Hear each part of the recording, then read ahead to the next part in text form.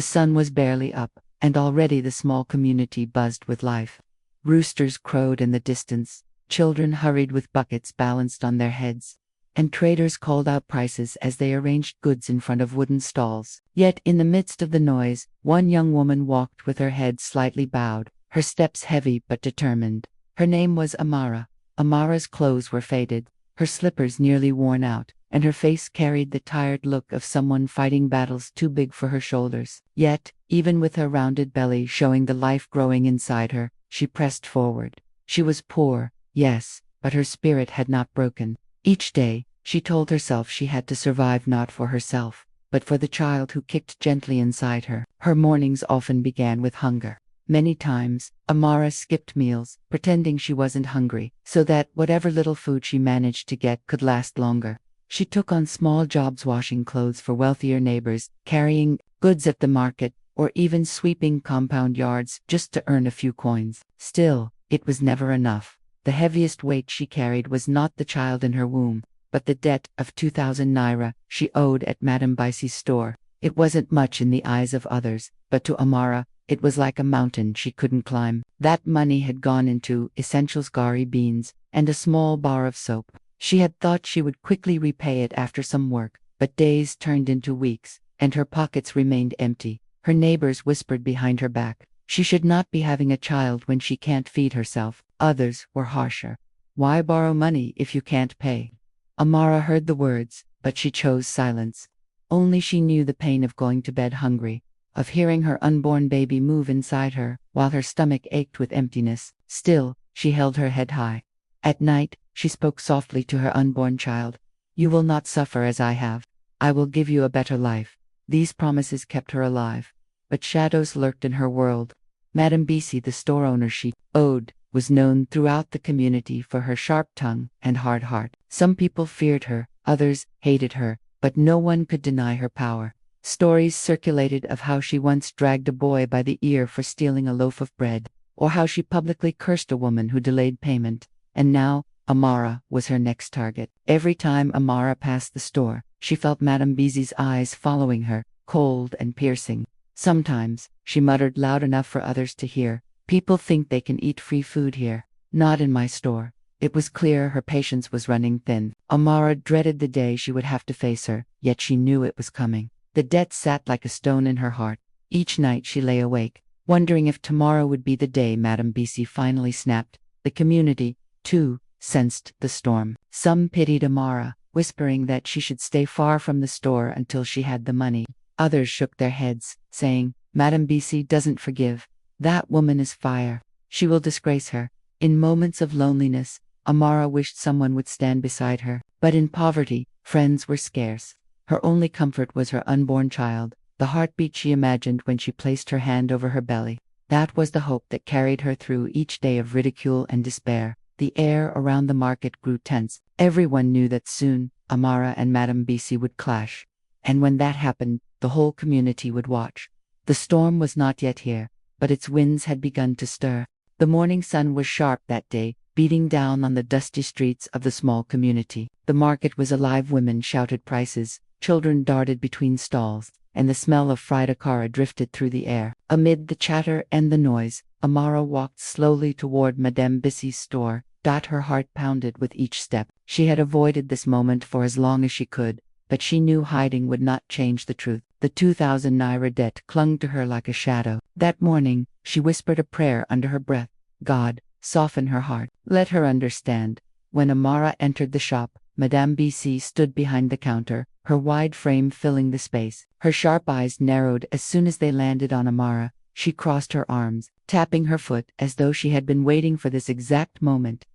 Amara, she said loudly, her voice slicing through the chatter of customers. So, you finally found the courage to show your face in my shop. Amara lowered her gaze, her voice trembling yet polite. Good morning, Madame Bisi. I came to explain. Please, I have not forgotten what I owe you. Times are hard, but I will pay you back. I only need a little more time. The shop grew quiet. Customers paused, curious to see what would unfold. Some shifted uncomfortably, knowing how cruel Madame Bisi's tongue could be. Madame Bisi barked, her lips curling into a bitter smile. Have you not already wasted enough of my time? 2,000 naira. Just 2,000, and you've been parading up and down this community as if you have no shame. Her words cut deep. Amara clasped her hands over her stomach protectively, feeling the weight of humiliation pressing down on her. I am not proud, madame. I only ask for mercy. The child in my womb. Don't bring your child into this, Madame BC snapped, slamming her palm on the counter. The sound startled even the children peeking from the doorway. If you cannot take care of yourself, why carry another mouth to feed? Women like you are a disgrace. Gasps rippled through the store. Some customers whispered, others shook their heads. A few opened their mouths to speak,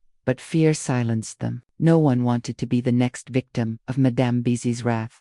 Amara's eyes filled with tears, but she stood her ground, refusing to shout back. I will repay you, I swear. Please don't speak this way before everyone. I came with respect. Respect was the last thing Madame Bizi wanted. Her anger flared hotter, fed by the attention of the crowd. She stepped from behind the counter, her thick wrapper swaying as she advanced toward Amara. Respect. You call this respect? Do you think you can eat free food in my shop and then hide behind tears? No. Today you will learn a lesson. Before anyone could stop her, Madame Bizi struck Amara across the face. The slap rang out like a whip crack. Amara staggered back, clutching her cheek, her tears spilling freely now. Madame, please. A young man at the back tried to intervene, but Madame Bizi raised her hand again, this time shoving Amara hard against the wooden shelves. Cans rattled and tumbled to the ground. 2,000 naira, she shouted, her voice trembling with rage. You think I am begging for it? Do you think I don't have children to feed too? Who do you think you are? The crowd shifted nervously, some pleading Madame Bizi. Stop, she is pregnant, but the pleas only seemed to fuel her fury. Amara clutched her stomach, pain shooting through her body. Her knees buckled as she tried to steady herself. Please, my baby, she whispered weakly. But Madame Bizi, blinded by pride and anger, pushed her once more. This time, Amara fell hard to the ground. A collective scream rose from the onlookers as her body went limp, her head striking the edge of a low stool before she collapsed completely. The market froze. Mothers pulled their children close. Men shook their heads in disbelief. Amara lay motionless, her eyes closed, her breaths shallow. The dust settled around her body, and for the first time, silence gripped the noisy street. Someone rushed forward. She's not moving. Somebody, please help. Another bent down, pressing a hand against Amara's neck. She's still breathing, but weak. We need to get her to the hospital. Panic broke out. Several people scrambled to lift her, while others scattered in search of transport. The whispers turned into accusations. This is too much. Madame Bizi has gone too far this time. But she owed the money. Owing is not a crime. She could have spoken to her like a human being. As Amara was carried away, her lifeless body cradled in the arms of strangers, Madame Bizi stood at the center of it all. Her chest heaved, her face twisted with both rage and fear. For the first time, she seemed shaken, but pride kept her mouth shut. The community stared at her, their eyes heavy with judgment. In that moment, the market knew something had shifted forever. The storm had broken. The hospital corridor smelled of antiseptic and fear. The echo of hurried footsteps and the distant cry of a newborn baby filled the air. But for Amara's loved ones, time had stopped. Amara lay on a narrow bed inside the emergency ward. Tubes ran into her arms, machines beeped steadily, and her body was still too still. Her face was pale, her lips dry, and her swollen belly rose and fell faintly with each fragile breath. The doctors worked quickly, voices low but urgent, as they fought to save both mother and child. Outside the ward, Amara's younger brother, barely in his teens, sat trembling on a wooden bench. Tears streamed down his cheeks as he whispered, "Please, God, don't take her. Don't take my sister."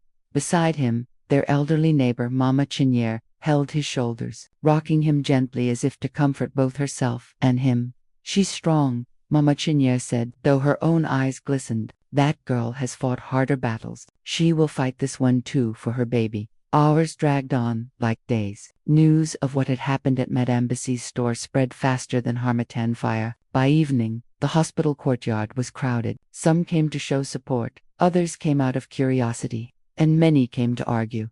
"She brought this on herself," one man muttered. "Why borrow money when you can't pay?" Another woman turned sharply toward him. "And does that mean she deserves to be beaten into a coma? For 2,000 naira, A pregnant woman. Where is your conscience? The debate raged, but the truth hung heavy. Amara's life balanced on the edge of a knife, and no amount of gossip could change that. Meanwhile, back at her store, Madame Bisi showed no sign of regret. She paced behind her counter, hissing at anyone who dared question her actions.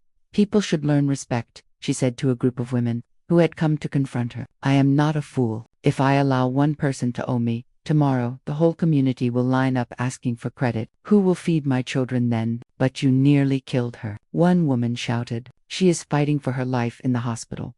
Madame Bisi waved her hand dismissively. That is her business. Did I tell her to get pregnant without money? Let people talk. I stand by what I did. Maybe others will learn from her mistake. Her words spread like poison through the streets. Some shook their heads in disgust, swearing never to step foot in her store again. Others, out of fear or habit, continued buying from her, whispering quietly, but never confronting her directly. At the hospital, Amara's condition remained critical. The doctor, a middle-aged man with tired eyes, finally stepped out to address the waiting crowd. She is in a coma, he said gently. Her body is weak, but the child is still alive. We are doing all we can, but the next few days will decide everything. A heavy silence fell. Some wept openly. Others clasped their hands in prayer. Mama Chinyere lifted her voice, trembling but firm. God of mercy, we place Amara and her child in your hands. Let life, not death, have the final say that night. As the community lay restless, whispers of justice began to rise. Youths gathered under the mango tree near the market, their voices angry and determined. This cannot go unpunished, one said. Today it is Amara. Tomorrow it could be any of us. We must act. Madame Bisi thinks she is above everyone. But fear still lingered. The police in the area were known to take bribes, and many doubted whether justice could truly reach Madame Bisi. Some feared her wealth, others her connections. So, for now, their anger burned quietly, waiting for the right spark. Inside her silent ward, Amara lay suspended between life and death. She could not hear the debates outside, nor feel the tears that wet her brother's face as he clung to her hand. But her unborn child stirred within her, a faint reminder that hope was not yet gone. And while the community wrestled with guilt, anger, and silence, Madame Bisi slept soundly in her house, unshaken by the storm she had caused. To her, this was just another day of proving her power. But power built on cruelty is fragile, and the cracks were already beginning to show. The night deepened, and the hospital lights flickered softly. For Amara, the battle for her life had only just begun. For the community, the question remained: would they stand for justice, or let fear keep them silent? And for Madame Bisi, her arrogance would soon meet the weight of consequences she had never imagined. The story was far from over. The hospital ward was quiet except for the steady beeping of machines. Days had passed since Amara slipped into her coma. Nurses moved carefully around her bed, checking her pulse, adjusting her drip, whispering to each other about how thin the line was between life and death. Her family clung to every word the doctor spoke, holding on to fragments of hope. Her brother often sat by her side, pressing his forehead against her hand, whispering through tears, "Sister, don't leave me. Please wake up. I can't do this alone." Then came the news that stirred the air like a fresh wind. The child inside her was still alive. Despite the trauma, the little heartbeat was strong, defying all odds. The doctor himself looked astonished. "This baby is a fighter," he said softly. "If the mother can hold on, there is hope for both." Those words spread quickly among the people waiting outside. Hope, small but powerful, took root in their hearts. Some began to believe that Amara's survival was possible, that her story was not yet over. But inside Amara's silent world, a battle was taking place. In her coma, she found herself standing in a vast, misty field. The air was warm, and the scent of fresh earth surrounded her. Ahead, she saw a figure, a woman dressed in white, with gentle eyes that reminded her of comfort she had once known. As the figure drew closer, Amara gasped. It was her mother, long gone from this world. "My child," the woman said, her voice calm and full of love. "You cannot rest here." "Not yet." Tears rolled down Amara's cheeks in the dream. "Mama, I am so tired. Life has beaten me down. There is nothing left for me." Her mother reached out, placing a hand over Amara's stomach. "But there is something left. Listen." Amara closed her eyes, and then she heard Ita's heartbeat, steady and strong, echoing in the air around her. It was the sound of her unborn child, calling her back, begging her to live. "You must fight," her mother said firmly. For this child, for your future. The world has tried to break you, but you were not made to be broken. Get up, Amara, live. The mist began to fade. Amara tried to hold on, but her mother's image slipped away, leaving only the sound of that tiny heartbeat in her ears. Back in the hospital bed, Amara's fingers twitched faintly, a small but powerful sign of life. Her brother cried out, "Doctor!" She moved. The nurses rushed in, hope flooding the room, while Amara battled silently. The outside world was beginning to change.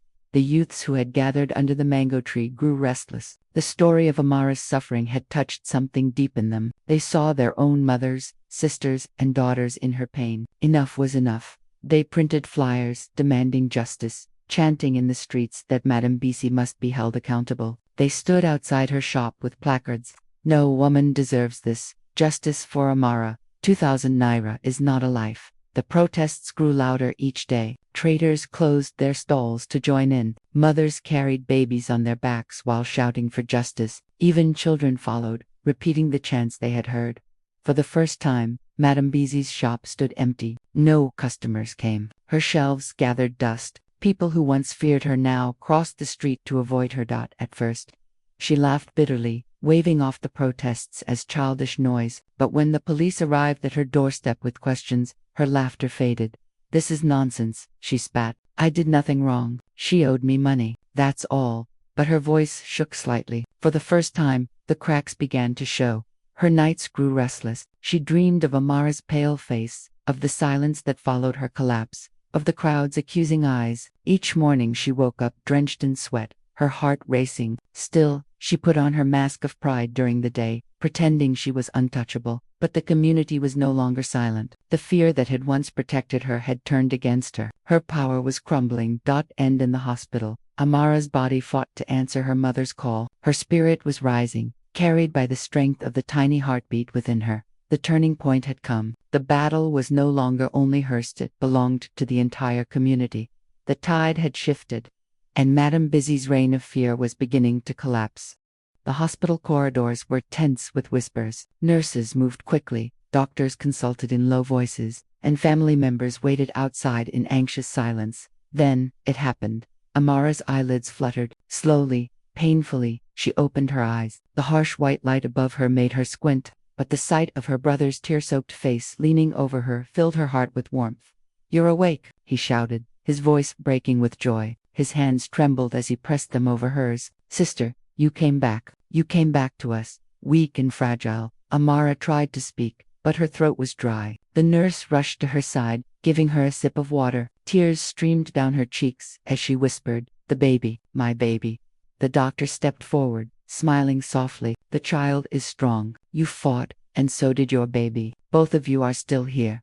Relief swept over the room like a flood. Her family wept openly, thanking God for a miracle. Amara closed her eyes again, this time not in weakness but in gratitude. She remembered her dream, her mother's words. The heartbeaten realized she had been given a second chance.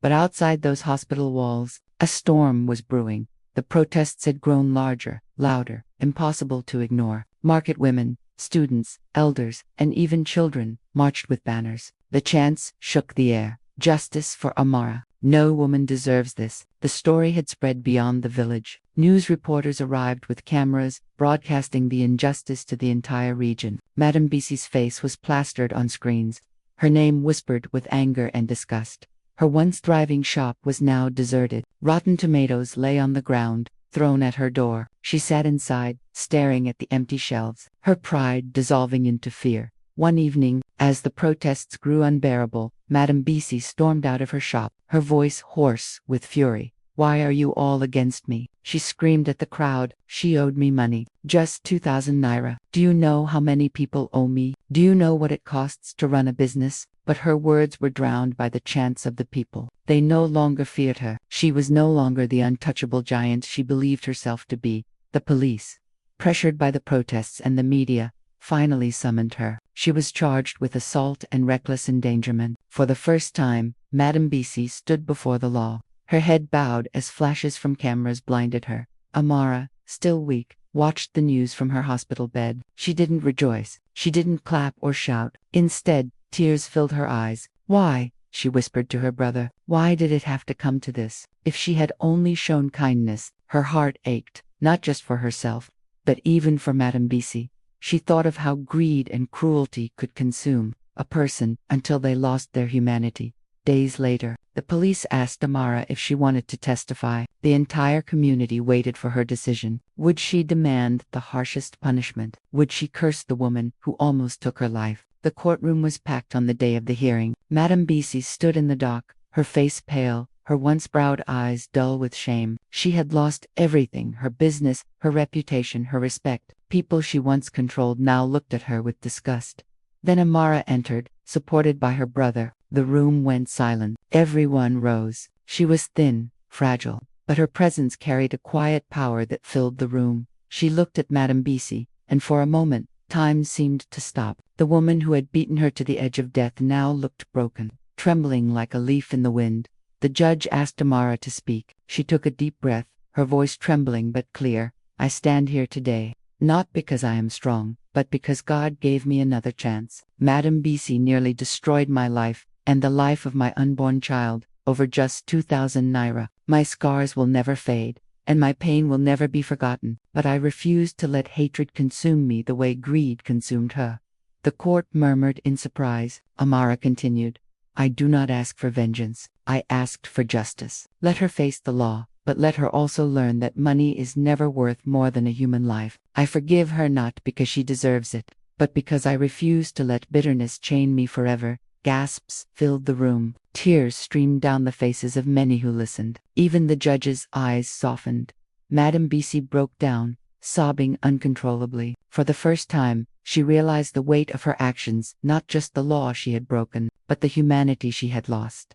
The court sentenced her to prison time and ordered her to pay restitution to Amara's family. It was not just punishment, it was a message to all who believed cruelty could go unchecked. As Amara left the courtroom, the crowd outside erupted in cheers. People lifted her name in songs, praising her courage. She was no longer just a victim, she was a symbol of hope, resilience, and the power of forgiveness. That night, as she lay in her hospital bed, her hand resting gently on her stomach, she whispered to her child, we survived. We were not broken. And one day, you will know that love is stronger than hate. In the silence of that moment, with her family surrounding her, and the chants of support still echoing outside, Amara knew this was not just her redemption, it was the redemption of an entire community. Madame Bisi's fall was a warning. Amara's survival was a miracle. And the choice to forgive, rather than hate, was the beginning of healing.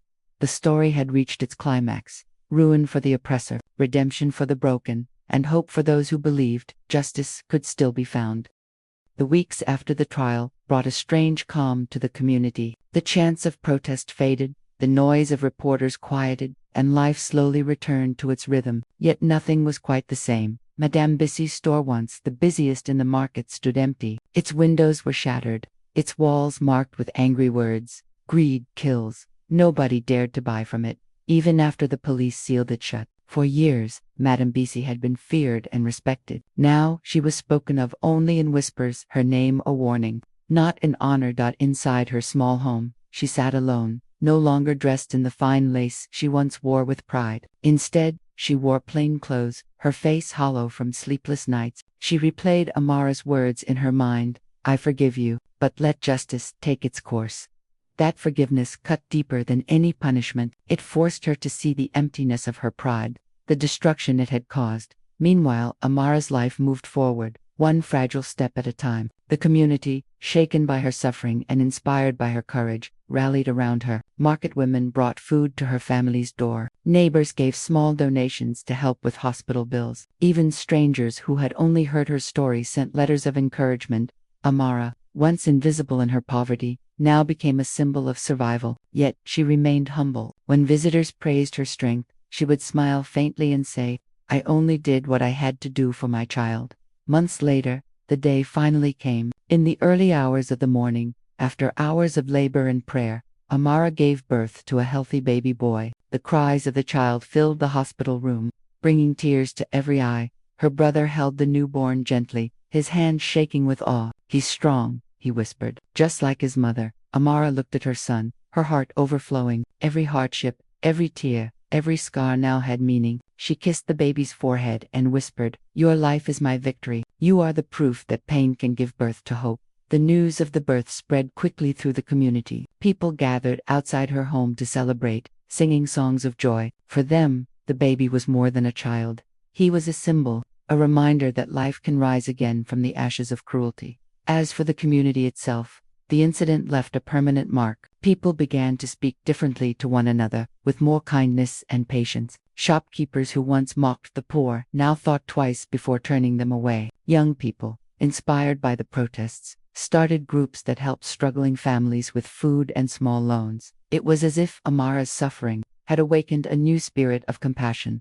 One evening, weeks after her son's birth, Amara sat outside her home, cradling her baby while watching the sunset. A group of children played nearby, laughing freely. Her brother came to sit beside her. "You've changed this place," he said quietly. "People will remember what happened, but more importantly, they'll remember how you faced it with strength, with grace."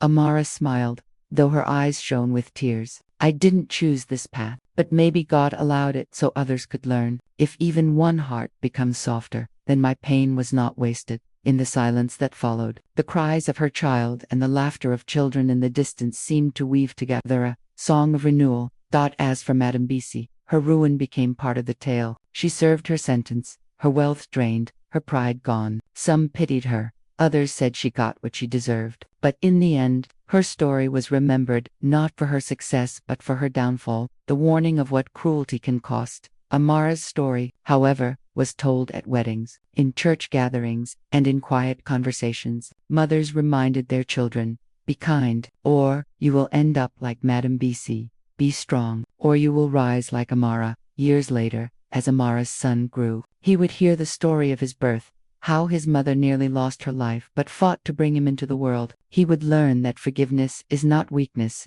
and that justice is not revenge. The legacy of Amara's struggle became more than a single tragedy. It became a lesson that echoed through the years, that poverty does not erase dignity, that cruelty can destroy, but compassion can heal, that even in the darkest storms, hope can still be born. And so the story closed not with bitterness, but with renewal. Amara, once broken, now stood as a mother, a survivor, and a symbol. Her scars remained, but they no longer spoke of defeat. They spoke of victory, the kind that comes when suffering gives way to strength, when hate bows to love, and when a single woman's courage changes the heart of an entire community.